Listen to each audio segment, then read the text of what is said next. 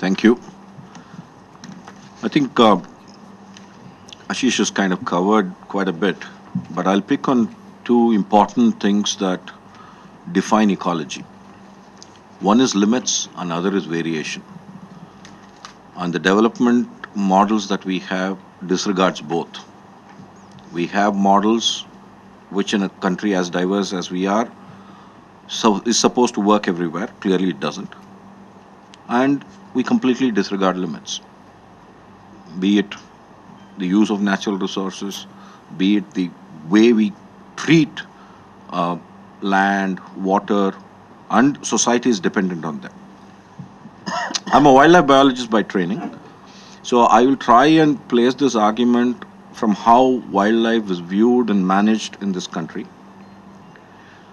We seem to be more and more moving towards a management regime which excludes people. It seems to be that the government's policy, law, and a strong push by several NGOs is to define habitats and space which is for wildlife, and then other habitats and space which are people habitats. This is flawed for the simple reason that wildlife habitats in this country have been shaped by human influence. Several of the grasslands that we see today were because people burned them, cut the forest for agriculture, for whatever purpose they were using, and then they would move on, and then the grasses would come, and in some cycle they would come back to these sites. So what's happening today is the human influence on some of these habitats, on many of these habitats, have been completely removed to the extent that as a management prescription, people go and cut and burn.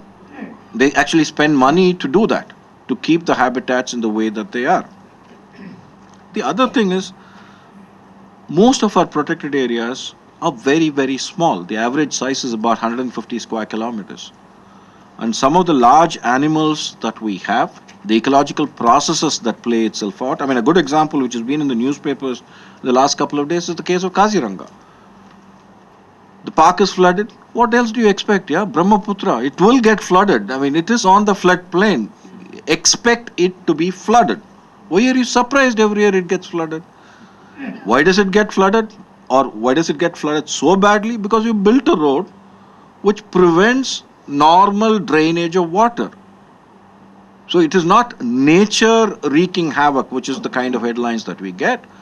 It's our ham-handed way of trying to do things and not accommodating the variation and the power and force of nature. So this to me is dangerous.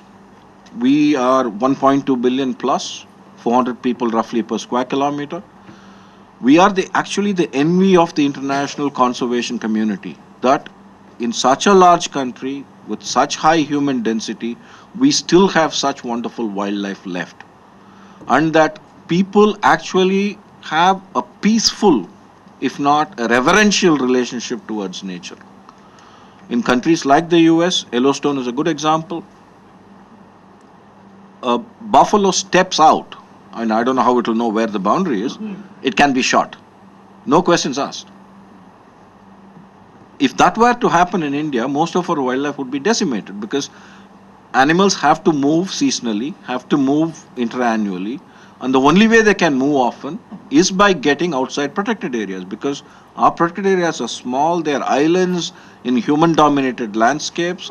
People don't actually necessarily feel threatened seeing wildlife around their homes. Yes, increasingly the conflict situation is becoming unbearable simply because the cost that they bear is disproportionate compared to even the investment that's made in wildlife conservation. There is no attempt in our official management policy to be investing on the welfare of communities which are tolerant and hence contributing to conservation. And that is taking a very dangerous trend in the last 10-15 years. As Mr. Ishwaran said, I've been playing this game for some time now. In the last 10-15 years, for the first time, I'm beginning to hear communities say, you want elephants? You take it to your house, or you take it to the forest. Don't allow the elephants to come here. And who's going to tell that to the elephant? And even if you were to capture and move the animal has something called homing instinct and it'll come back. Animals move with purpose. They don't stray. As again our newspapers say or our wildlife managers say, animals are straying, so we need to prevent them from straying. It's like people like you and me who stray. Animals have particular reasons to travel, either because the local situation has become so dense that they can't exist there anymore. I mean, we build apartments. Animals can't do that. They can only exist up to a particular density. Then they have to move on. And if our protected areas are too small, disconnected, which means disrupting their natural movement, you're going to get animals moving into our human-dominated areas. The other worry for me is our current state of knowledge. Even though since the 80s when I started my work, definitely there's been an explosion of researchers and hopefully good information coming out. It is very focused on terrestrial habitats, and of which birds and large mammals take the vast proportion of investment and attention. All of this are problems because the bulk of our diversity is not restricted to mammals or birds. There's an enormous amount of diversity in other forms of life, and we've not even done a half good job in documenting them. The next point I want to make is our current state of management. It's very protected area centric. It's very inward looking. It looks at ecology in a very static kind of manner. The bulk of the threats, if you want to call them, are often emanating from outside the boundaries of the protected area. And there's no understanding, there's no ability to engage with what's happening outside protected areas.